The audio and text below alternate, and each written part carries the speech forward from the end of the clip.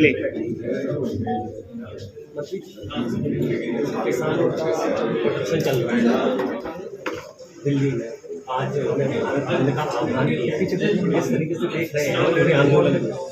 देखिए 2 साल पहले भी किसानों का आंदोलन चला और ये आंदोलन बहुत लंबे समय तक चला और उसमें करीब करीब 700 किसान मरे भी गए। उसके बाद देखिए सरकार ने समझौता किया, सरकार को झुकना पड़ा, MSP लागू करेंगे और किसानों की जितनी भी मांगें थी सब सरकार ने मानी और वादा भी किया, लेकिन अभी तक न तो MSP मिली न किसानों की जो भी मांगें थी उन्हें पूरा किया गया। तो किसानों का आंदोलन फिर शुरू हुआ। तो देखिए किसानों पर आंसू गैस गोलियां चली, पिटाई हुई, लाठीचार्ज हुआ। तो देखिए जब किसानों की बात को सुनने को सरकार तैयार नहीं है, उनकी मांगों को पूरा अभी तक नहीं किया है, तो किसानों पर अगर कोई सरकार गोली चलाए, लाठीचार्ज करे और इस तरीके का बर्बरतापूर्वक अगर किसानों के साथ करते तो वो सरकार में रहने लायक नहीं है। तो हमारा पूरा इस किसान आंदोलन को पूरी तरह से हमारा सहयोग है। चुनावी बॉन्ड को भी सरकार लाई, जिसको सुप्रीम कोर्ट ने आज रद्द कर दिया है, किस तरीके से देख रहे हैं आप? देखिए ये सरकार तो पूरी तरह से विपक्ष के खिलाफ है, जनता के खिलाफ है। महंगाई, बेरोजगारी, भ्रष्टाचार चरम सीमा पर है। भ्रष्टाचार तो इतना है खुलेआम। तो ये कोई भी सरकार समस्याओं का समाधान अभी तक नहीं कर पाई। सर, लोक निर्माण विभाग में 40,000 करोड़ गड्ढा मुक्ति पे लगा दिया गया, वो गड्ढे मुक्त नहीं हुए, कैसे देखते हो? आप भी PW मिनिस्टर रहे हैं। तो देखिए इस 7 साल में केवल गड्ढा मुक्ति हो रही है। अगर ये गड्ढा मुक्ति के नाम पर जितना भी लगभग 40,000 करोड़ रुपया उन्होंने खर्च कर लिया है और गड्ढे भरे भी हैं, इतने में तो अगर मेंटेनेंस करते सड़कों का 1 कोर्ट कर देती तो फिर गड्ढे रहते ही नहीं।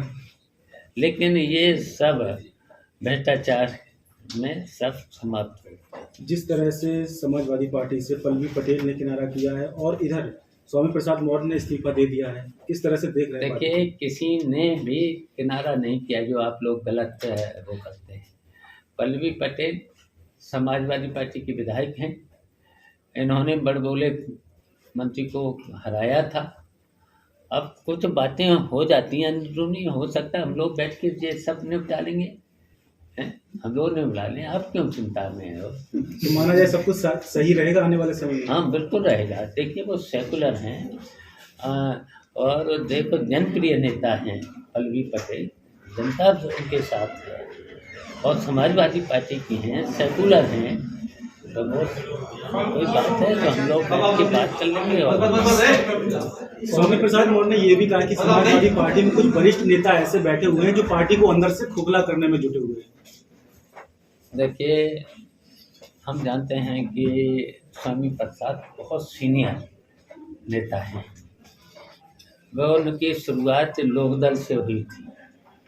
लोकदल में उन्होंने बहुत दिन काम किया, फिर उसके बाद दूसरी पार्टियों में गए हैं, मंत्री भी रहे हैं, विपक्ष के नेता भी रहे, मंत्री भी रहे।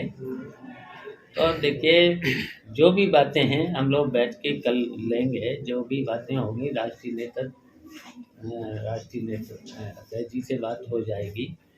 और देखिए वो सेकुलर भी हैं, समाजवादी पार्टी के साथ हैं, रहेंगे। तो कल कांग्रेस के काशी में जो उनकी यात्रा पहुंची उसमें भी शामिल होने जा रहे हैं स्वामी प्रसाद मौर्य। देखिए हमारे राष्ट्रीय अध्यक्ष जी ने कहा कि हम अमेठी रायबरेली में उस यात्रा में साथ रहेंगे और जहाँ जहाँ राष्ट्रीय नेता जाएगा वहाँ हम लोग भी जाएंगे।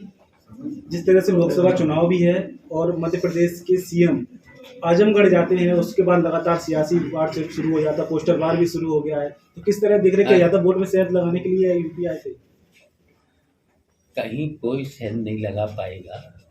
समाजवादी पार्टी का जो वोट है वो कोई नहीं तोड़ पाएगा और समाजवादी पार्टी यहाँ से चुनाव लड़ेगी, बहुत अच्छी सीटें निकाल लेगी और निश्चित है कि देखिए अब की बार 2024 में उत्तर प्रदेश से भारतीय जनता पार्टी को समाजवादी पार्टी रोकेगी। सर कितनी ईवीएम